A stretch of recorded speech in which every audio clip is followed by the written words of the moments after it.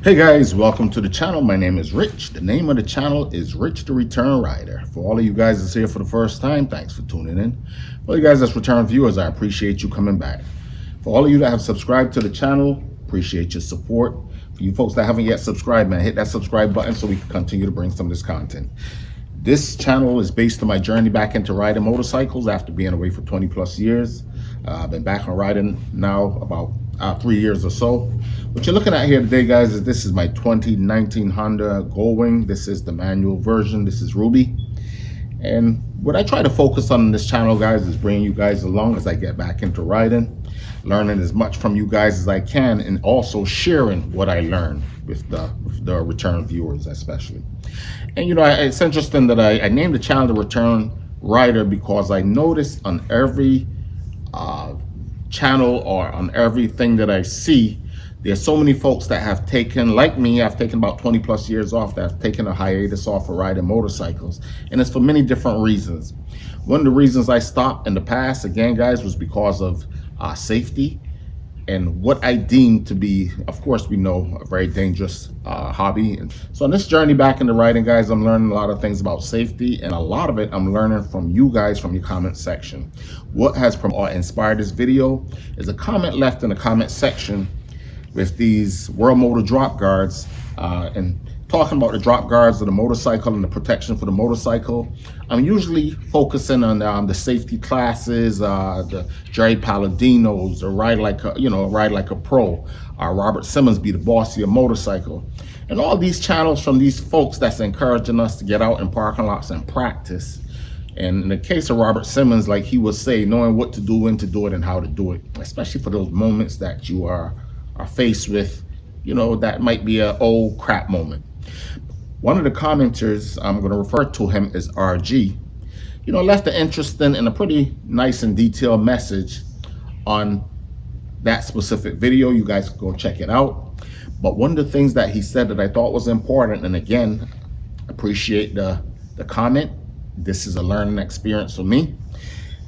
And he talked about the Robert Simmons and, you know, his skills of riding the motorcycles and so forth. But one of the things that he preferenced in that specific comment was the safety factor and the bling that is affiliated with the motorcycles that he ride.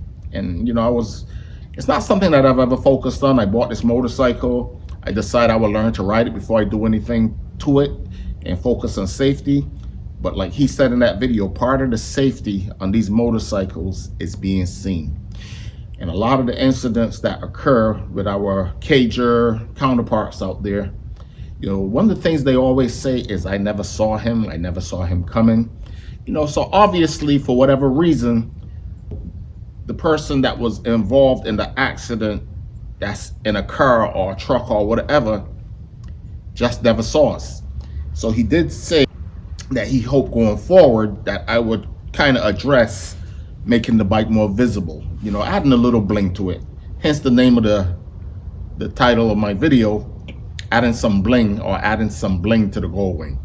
And that's what I attempt to do here, guys. And I'm going to show you some of the stuff that I did, not only on his advice, but something that I've been thinking about for a while. I just came back from Daytona. What you're looking at there is I'm at Cold Strike. And I'm looking at all the lights and so forth that's available for this motorcycle. Some of them not available for the 2019, that's available for the 2023 and so forth. Like that trunk light that you might be looking at on the top part right there, the light on the top, that doesn't go for this specific motorcycle. But what I've noticed, guys, when I started pricing these things is it can be pretty expensive. So one of the things that I did that I'm going to recommend you don't do is I started ordering some of my stuff from aftermarket, these aftermarket companies that make some of the accessories, and learn real quick that you might save a couple of bucks, but in the long run, it's not a quality product. And I've just returned some front marker lights there. I'm not going to mention the company's name, but it was not an exact fit. It did not have all the hardware, so I had to do some modifications. And shortly after installing those lights, within a 2 or 3 day period, I had failure to the right marker on the fork. So I had to return them. Of course, I had clipped them, so Don't even know if I'm going to get reimbursed for them. But anyway, so I don't want to make this video too long. But one of the things that he also mentioned is some credible places that you might want to buy some of these products from. And of course, Gold Strike is up there, Custom Dynamics, Karyakin. One of the places that I have found to be pretty reasonable in getting some of the parts from is from a place called Big Bike Parts. And it seems to sell a lot of these show chrome accessories. This is actually the electronically isolated fuse box recommended by Cruiseman Garage and Chris Caliente and those folks there. And what it is, man, it's actually a system here that's a external fuse box to help protect that CAN bus system. You can run a lot of accessories and so forth through this box here, not have any problems with your CAN bus system. When I first bought this motorcycle, the cruise control didn't work because the previous owner so had hooked up some stuff for the trailer there, and it looked like he tried to tap into the regular wire harness. Not suggested. But yeah, man, special shout out to RG for, you know, suggesting me, you know, making myself a little bit more visible, therefore safer. One of the other people that I want to shout out, man, is Mo's Motorcycle Journey. Here's a guy that owned a generation before this motorcycle. It might be the generation 5 or so. But as I started complaining about not having dealerships to work on this motorcycle, his suggestion was to start working on your own motorcycle. And guys, so far I have added the marker, I have added the fuse box.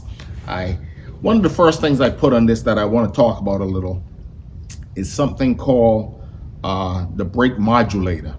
A lot of folks have been having folks run into the back of them. And again, making yourself more visible. One of the things that I did when I came to the stoplight is I always tap my brake if there's a car behind me.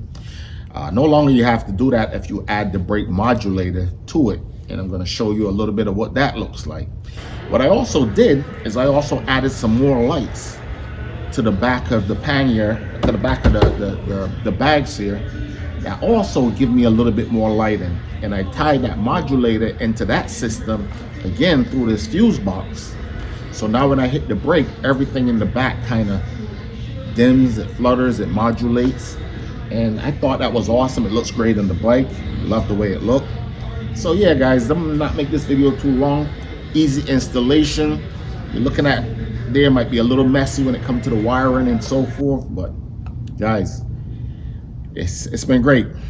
And again, thanks for you guys, man. Working on this bike is not as hard as I thought it would be. It's just removing the plastics and then everything else, you know. Now, when these things come from Show Chrome and Karyakin and all of those places, they usually come with instructions. The aftermarket unit I had did not come with instructions, did not come with any kind of color coding. And again, it was a matter of you testing and operating. One of the things that I'm going to do, I add the modulator to the back. I saw some videos of folks adding modulators also to their headlights. I'm a little leery about that. I want you guys to leave it in the comment section below if you think that's a good idea. I've heard some people say a lot of times they have cars pulling over because they think they're emergency vehicles. One of the things that I heard also is somebody saying that they have had cars think that they're giving them the okay by flashing their lights to cross over in front of them, which is something that we're trying to prevent from happening. But anyway, guys, so I'm going to show you a little bit of what this looked like here. I'm going to show you some videos, of course, of the bike at Gold Strike for Biketoberfest. But again, great products, guys. So far, I'm really happy with the Show Chrome accessories. It comes with lots of information. I'm going to be purchasing some other lights for it. The lights that I do have in the fork look like they were really for the back. It's the red lights instead of the amber. So I'm going to go ahead and order the amber lights, and I'm going to add them to the back here. I'll probably do the engine light over the engine casing there. I also sent back some lights from a company also that came with little or no instructions on the fender, the front marker lights there. I thought those were really nice looking, gave the motorcycle a really nice look as like a high-end sports car. But anyway, guys, that's what this video is based on, man. Always trying to promote safety on this on these motorcycles. And, you know, like I always say at the end of my videos, I don't care what you ride. Add some protection to the motorcycle. Add some bling to the wing, especially, or to any motorcycle. And, you know, it's better that you drop your motorcycle on the concourse or in the parking lot than to crash them out there in the streets. Rich, the return rider, out.